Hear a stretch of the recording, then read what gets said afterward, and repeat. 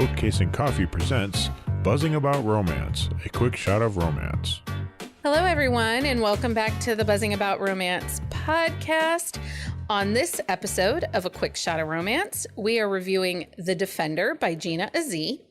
Joining me to talk about this emotional single dad romance is Heather, otherwise known as MNHockeyMom Reads on Instagram. She is also the podcast Hockey Guru.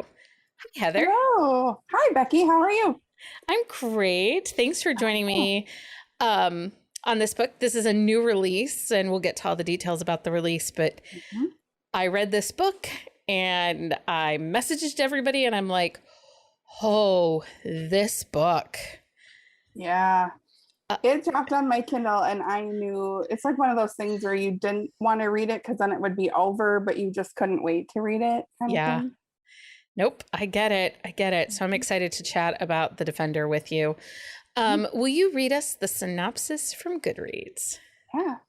As Boston's most eligible nanny, I'm nurturing, trustworthy, and professional until my one-night stand turns out to be my new boss. Hawks defenseman James Ryan is Boston's most eligible single dad. He's solemn, gorgeous, and an incredible father, but I'm drawn to him for other reasons. James's eyes reflect the same grief and hurt I'm drowning in. His twins struggle with the same pain that once destroyed me. Living with the Ryan family and caring for James's twins are both a salve and a curse. Soon, what made us click one summer night over whiskey is wreaking havoc on our commitment to remain professional. Our friendship blossoms into something more, something searching, healing, and unbelievably complicated. Falling in love with Millie and Mason Ryan is easy. Falling in love with their father is something I never saw coming. If I give my heart to James, will he put it back together, or will I end up more shattered than I already am? So The Defender is a deeply emotional single dad romance with sensitive subject matter.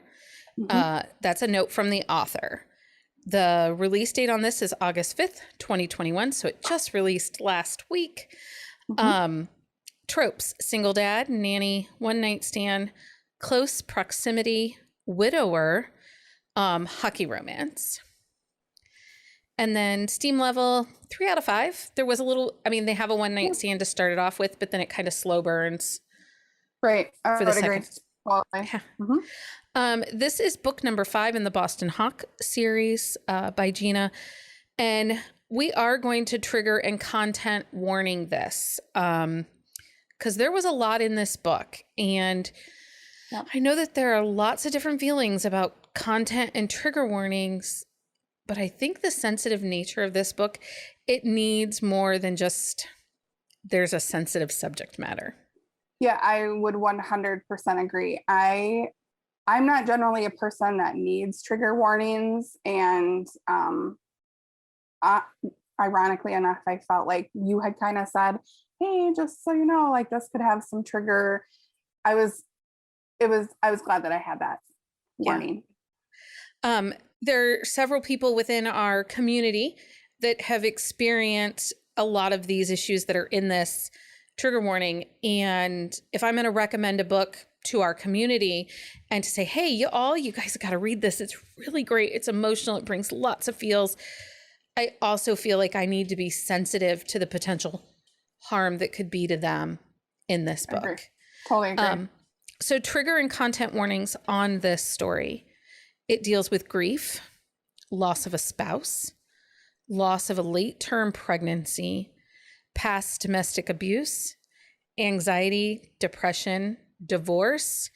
And the main female character, Bella, she does seek therapy. So, and there's a lot to unpack in this story. You know, typically we think hockey romance and we think light, fluffy, swoon-worthy sports romance.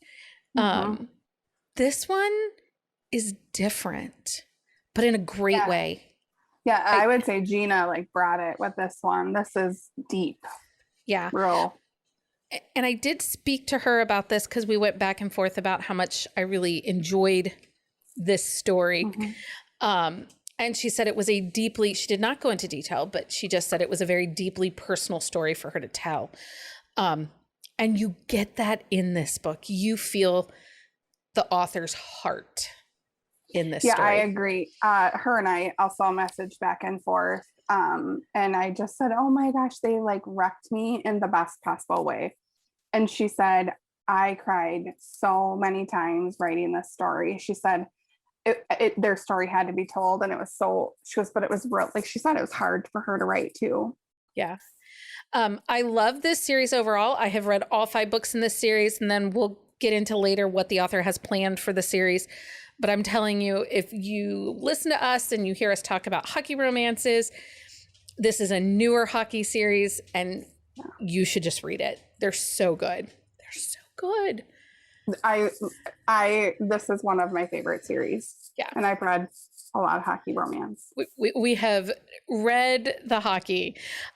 Okay, so I'm going to start us breaking down and talking about characters, but I just want to talk about this one line that's in the book, and it is so powerful, and it just brings all the love to your heart, and it is something to keep in mind as we go through and talk about the rest of the story. James says to Bella, I came to bring you home. And it was I loved it. So profound. She's like, why are you here? He's like, I need to bring you home. Like, right. We're your home. And that was a big piece in this story, family and home. So let's talk about James a little bit. Mm-hmm. Single dad. He has twins. I can't remember how old they are, but I think they're probably like kindergarten, first grade. Yeah, I thought 6, 7, 8, somewhere in that. Because they they're were old young enough to understand stuff, but not old enough to fully like grasp stuff. Right. So he's a single dad. He has twins, Millie and Mason, and his wife was diagnosed with cancer. And it was a pretty short battle of cancer, and then she's been gone like 2 years. Yeah. He has a very large support system given the way a hockey team works. So the hockey community, his team and all the ladies involved. But his late wife, Layla, her family is super supportive of him. Her sister is there with the kids, and just all around very supportive of James. Yes. And in the beginning of the story, you get this sense that James he relies fairly heavily on his in-laws to help with the kids. And the sister-in-law, she takes the kids when he has away games, and they're still trying to find their footing now that his wife has passed and he's back to playing hockey. And I was not sure how that was going to play out with Bella entering into the story, because before we get to how they meet, we'll talk about Bella a little bit. When they meet, well, I guess we can talk about when she meet. When they meet, she's working as a bartender. She's covering a friend's shift at the team's bar. Mm-hmm. Yeah, it's their hangout. They go after games when they're in town. And James, it's one of the rare nights that he's out on the town with the team. And he just instantly connects to Bella. Mm-hmm. Something just drags them. Yeah, they like just kind of see each other, and then, they just kind of end up at a hotel, and right, one night and around the corner. Yep. And he and we don't get much of what happens that night. We just know what happens, and then he wakes up and she's gone. Right. We do know that she left sometime in the midst of the night. She did not stay. And then it fast forwards a couple weeks. James is getting ready for the season. He is getting ready to interview a nanny who comes highly recommended from a baseball player's family whose children no longer need a nanny. And this nanny is kind of sought after. She's a high end. She has a very specific skill set. She's understanding and can live in with the schedule that comes with him being a professional hockey player. But who should knock on his door but Bella, his one night stand? The one night stand. So that's where you get this girl's like got it together. I mean, like professionally, she is like she's going to be like a child psychologist. She is like the cream of the crop nanny. Like she, as somebody who has child, you know, like a child development degree, she like cares about kids and knows kids, and like that's her jam. So of course, somebody like James, whose kids have experienced loss, have money, you know, they want the best of the best. Right. And so Bella comes in, she takes the job after they talk about it and decide that they can work together and be friends. And that sets up the start of the relationship. Just let's talk a little bit about Bella's character as who she is. And then we'll get into kind of some of the extra stuff that happens within the story. But Bella's very closed off. So closed off. She is one of those people who is able to put it on. So like when she's with the kids, she's 100% on. Like she's engaged. She's like there with the kids. And but then there's not much more she shares with them. No. At all. No. And you don't really even get a sense as to how compartmentalized she is in her life until her brother shows up in town and James runs into him in the bar. And he didn't even know that her brother was coming to town. He didn't even know she had a brother. Well, I think it was the brother. I think he knew she had the brother, but the brother did not know her and James were together. Yeah. Yeah, I agree. There was a point in time in the book when she said something and James was like, what? He's like, I didn't even know that. And then it was like, I caught up to it and I was like, oh my God, I'm like in the same boat as James. Like, holy crap, this girl is so closed off. I didn't even notice it until almost, I mean, when it was all coming together, where it was like, you're not sharing yourself at all. Yeah. You only get bits and pieces of her emotional baggage and loss, and it takes a while for us to get there. And those parts of the story are actually told to us as she speaks to her one friend and her therapist. And the therapist plays a huge role in this story for not being part of the relationship. For sure. Yeah. Or the fact that James didn't even know the therapist existed. Right. Yeah. There was that piece too. Yeah, I think her coping mechanism, so she has this therapist, and her coping mechanism for all the pain and everything she's dealing with is to run. And I mean, I wish I had that coping mechanism, but this girl, right. I think there was one time I went back and looked in the book because I was like doing the math in my head, which is not my jam. I went back and it was like she ran like 22 miles in a day. So yeah. It's like it's part of an obsession, and so yeah, the compulsion of it. So both these characters have some major emotional baggage. Loss and grief is one of their connections. And James is part of a family with hockey and his late wife's family. But all Bella has ever wanted was to be part of something bigger than herself. To experience that James and Bella go through to get to their HCA is so thick with emotion, but also chemistry. Like you feel this tangible chemistry on the page while you're balancing this fairly heady emotional baggage. Yeah, I have to say, I was surprised.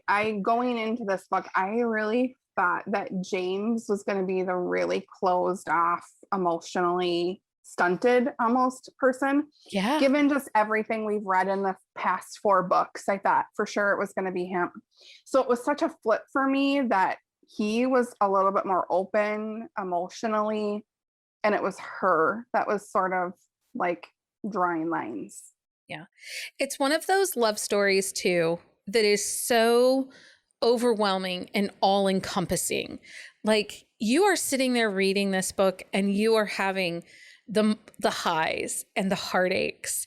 You're feeling every moment. And this is one of those stories that just will stick with you. Oh, for sure. I can't tell you how many times I've thought about them and this book after I read it. Yeah. And it's almost like I'm sitting there. I was telling my husband about it. I mean, you know, when a book is really good, when you tell your husband and you make your husband listen to you. I even made my 14-year-old, because I was like crying in the car, and my son was like, "What is wrong with you?" And I was like, "Oh my God, this story." And he's like, "Mom, you know, they're not real people." Yes, they are. Like, you know what? Shut up. There's so the other piece of this story too, that it's such a beautiful story, and this is a story that is not often told. And I think the power of it comes from the relatability of these characters. The fact that we don't often hear of, you know, pregnancy loss and then divorce and finding love after. You know, there's still like that bit of taboo about discussing pregnancy loss. But somebody was telling me that 1 in 5 women who experience pregnancy loss also will experience divorce.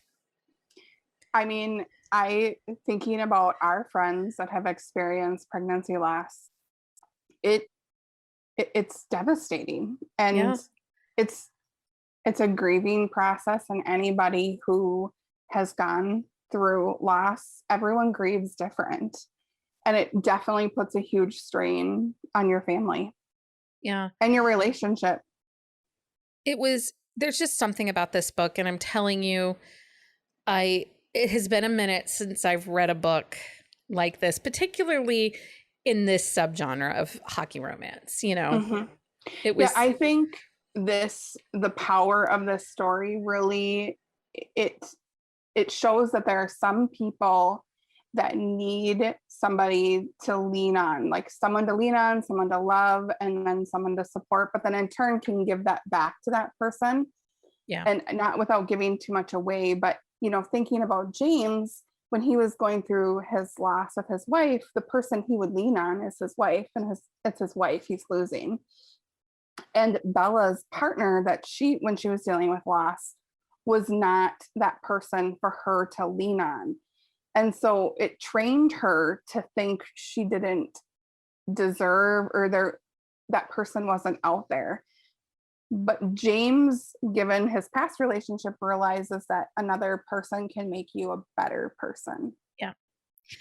And love defines your soul, but it also can also help create your family. And that was something that was super important to both these characters, that family and soul were connected.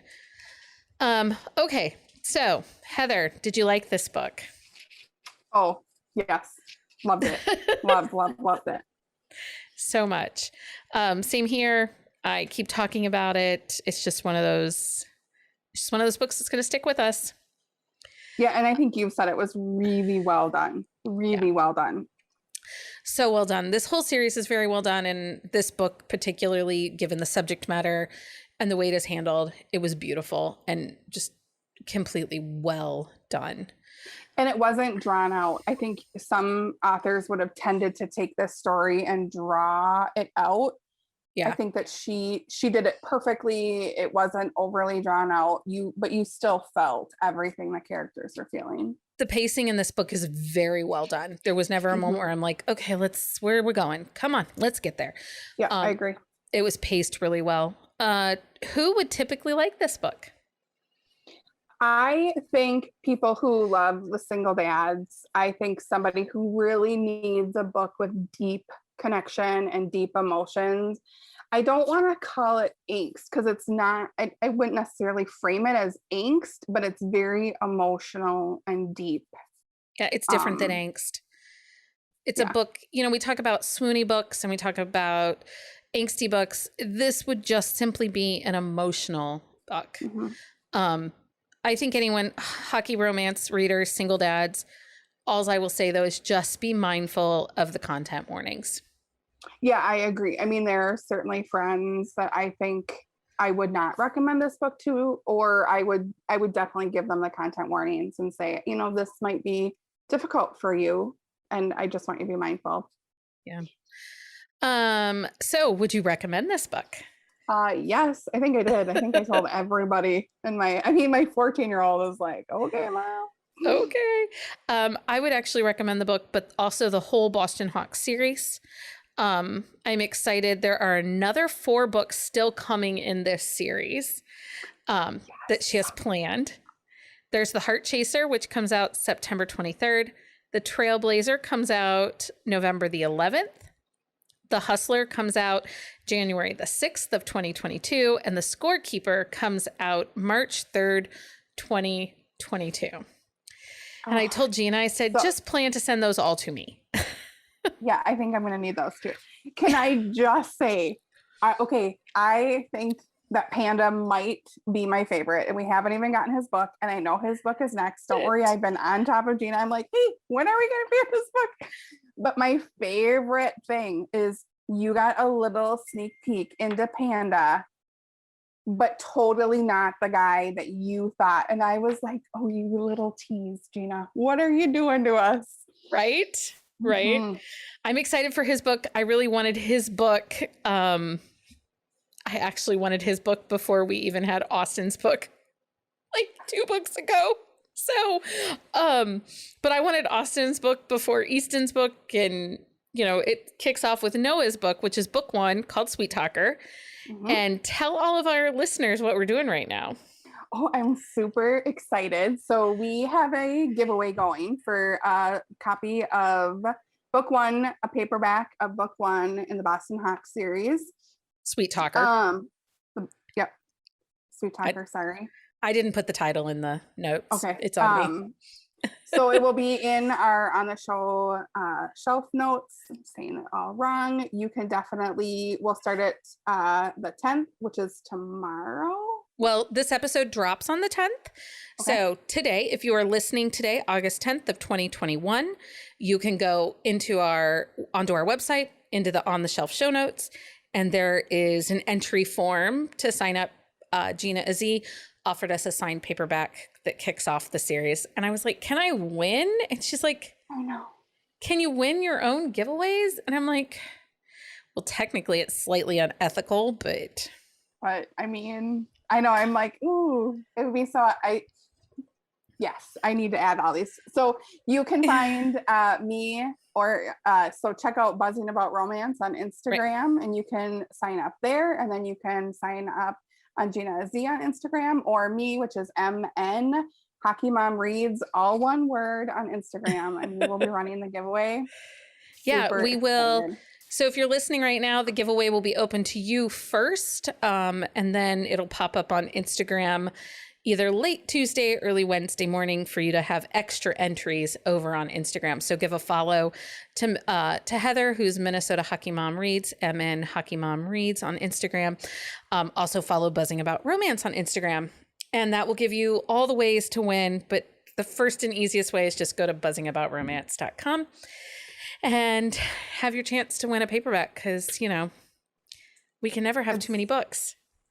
Well, like you and I say, I mean, we have all these books. We don't actually read them because they're all just for decoration, but we read the e-copies because they don't get messed up. Like, right? There's no torn bent covers or torn pages or, yeah, they're so pretty, smudges on the cover. I mean, yeah. Right? They're so pretty. People. Priorities. Right. Anyway, Heather, thank you for joining me for this Buzzing About Romance quick shot of romance. We'll see you next month, right? Absolutely. Oh, for sure. Yes. Thanks, everybody. Thanks, everyone. Happy reading. Find us on Instagram at Buzzing About Romance or on Twitter at Buzzing Romance. If you like the podcast, please leave a review. If you'd like to support us directly, join the Bookcase and Coffee Patreon and receive exclusive content only available to Patreon members. Check out bookcaseandcoffee.com for our on-the-shelf show notes.